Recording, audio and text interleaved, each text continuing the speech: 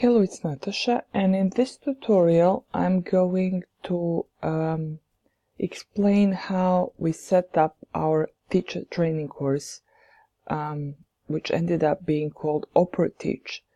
But it all started in week 3 with the team formation forum, where we were expected to start a discussion and to respond to one other person. And this is where a group of us agreed to do a teacher training course. It's right here. Of course, not all of us ended up in the teacher training course, but there were a few people interested. So from there, we moved to forming groups in week 3. This was still week 3. So we clicked on forming groups, we joined the group, or we started a group, and a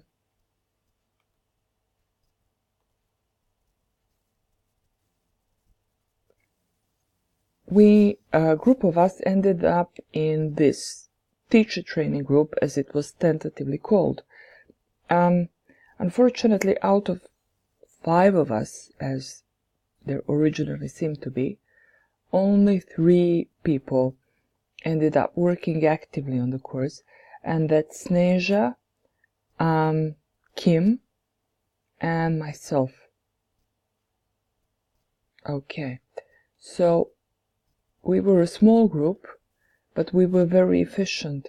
I think this is the topic of how we collaborated is should be left for another video, but right now I think I can say that it was a pleasure to work with these 3 ladies.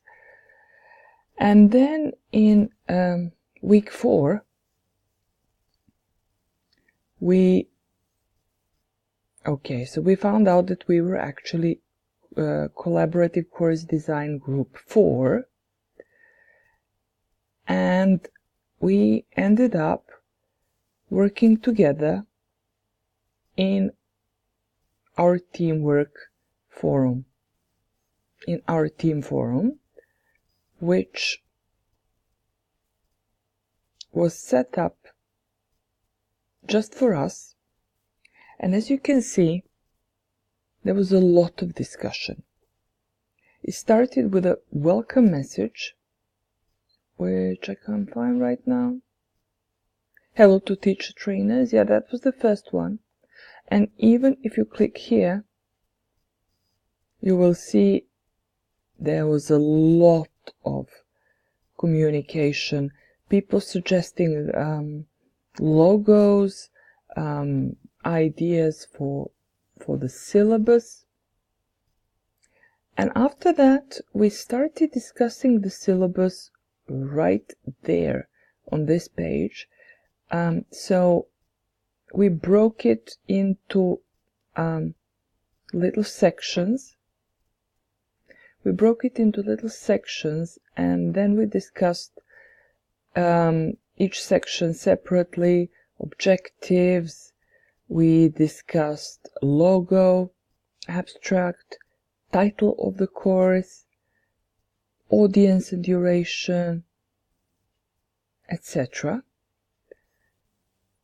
And then finally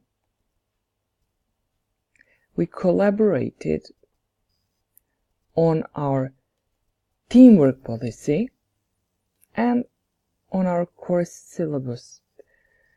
When we completed the teamwork policy, it turned out that all three of us actually preferred working on our own, or actually rather studying on our own. Yet we were a very compact group, and everybody was very motivated, and there was never the question of somebody doing something or not doing something. People simply contributed whatever they could and whenever they could. So the syllabus, when the syllabus was completed, our abstract, audience, topics, etc., we agreed that we should offer basically a long-distance Moodle teacher training course, and then we divided our weeks. We decided it should be 3 weeks, a 3-week course, because there were 3 of us, and then we decided that each one of us was going to explore one topic of her liking. So Kim took web conferencing because she wanted to explore Moodle more, especially synchronous tools. Sneža took images and videos. And I took something that I called Keep Them Motivated, because I was interested in exploring ways to prevent dropout rates in online courses. So basically I divided my part of the course, my week, into 2 sections. One is Start Strong, which is about the beginning of the course and getting people engaged, and the second one is Finish Strong, which is about how to keep people engaged later on.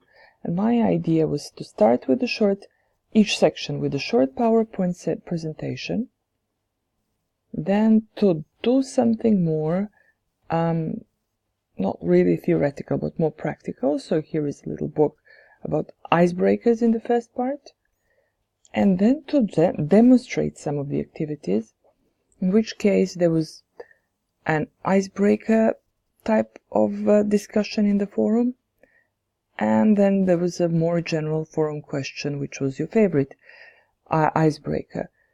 I did the same thing in Finish Strong, so I started with PowerPoint presentation. I continued with a collaborative story in a Google Doc. I couldn't make Wiki. I couldn't get Wiki to work. I tried embedding Wiki, but it didn't work. So a Google Doc is actually a collaborative story where I gave the first sentence. And then I explored in a separate section, I explored Credly badges, because badges are a way to motivate people, and I wanted to learn more about Credly badges. So I created 2 tutorials, one on how to create a Credly badge, and another one how to upload a Credly badge to Moodle and what to do with it. Here is our badge. And then I have 2 more activities here. Do you find badges motivating? It's a vote.